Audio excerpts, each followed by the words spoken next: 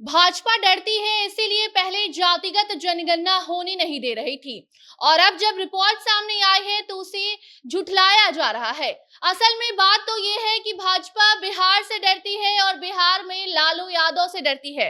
ये सारी बातें उप मुख्यमंत्री तेजस्वी यादव ने भरी सभा में तब कही जब बिहार में जातिगत जनगणना के बाद अब एमवाई समीकरण के बढ़े आंकड़ों पर बहस हो रही है। तो कहीं जनगणना रिपोर्ट को ही फर्जी बताया जा रहा है। तेजस्वी यादव ने इंडिया को भारत कहने की बात से लेकर बीजेपी को 2025 के हार के लिए अभी से बधाई भी दे डाली है। कैसे जनगणना रिपोर्ट ने तेजस्वी यादव को घमंड में ला दिया है, किस तरीके से वो बिहार के युवाओं में जोश भी भर रहे हैं, ये बातें विस्तार से आपको हम आगे रिपोर्ट में बताते हैं। मगर उसके पहले नमस्कार, आप जनता जंक्शन देख रहे हैं और मैं आपके साथ वंदना पांडे, कैमरा पर्सन विशाल के साथ। तो बात यह है कि जाति आधारित गणना की रिपोर्ट सामने आ चुकी है। रिपोर्ट आते ही देश भर में इसकी चर्चा होती है। कई वर्ग अपने आंकड़ों को लेकर सवाल उठाते हैं तो कई वर्ग ऐसे हैं जो अपनी आंकड़ों को देखकर अब गुमान में आ चुके हैं। तो वही डिप्टी सीएम भी अब भाजपा को डरा हुआ बता रहे हैं। जी हाँ, यादव और मुसलमानों के बढ़े आंकड़ों को पेश करने के बाद अब तेजस्वी जिस तरीके से ताल ठोक कर कह रहे हैं कि 2025 में बिहार में बीजेपी कहीं नहीं दिखेगी, ये साफ दर्शाता है कि एमवाई समीकरण के बढ़े आंकड़ों के कारण विधानसभा चुनाव को लेकर अभी से तेजस्वी यादव ने अपनी जीत पक्की कर ली है और भाजपा को चैलेंज भी इसी आधार पर दे चुके हैं। बता दें कि बिहार के उप मुख्यमंत्री तेजस्वी यादव बीते दिन सहरसा में हुए युवा जनसंवाद कार्यक्रम में पहुंचे थे, जहां डिप्टी सीएम ने बिहार के युवाओं के तारीफों की पुल बांध दी।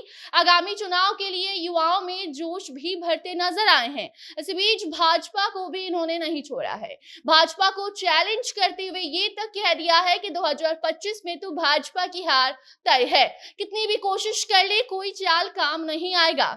तेजस्वी ने यहां तक कह दिया है कि भाजपा बिहार से डरती है, बिहार के युवाओं से डरती है और नेता लालू यादव से तो डरती ही डरती है। इतना ही नहीं बल्कि देश को इंडिया और भारत नाम से पुकारने को लेकर छिड़ी जंग पर भी तेजस्वी ने तंज कसा है।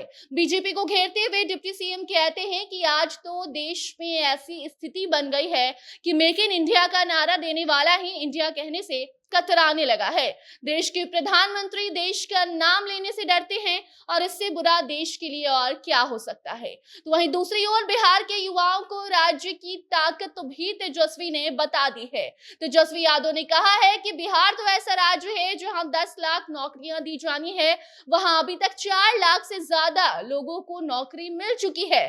साल खत्म होते होते ये आंकड़ा और भी बढ़ जाएगा। जहां देश में हिंदू मुस्लिम भारत इंडिया हिंदुस्तान पाकिस्तान की चर्चा हो रही है, वहां बिहार में युवाओं को रोजगार दिया जा रहा है, हर एक विभाग को बेहतर बनाया जा रहा है।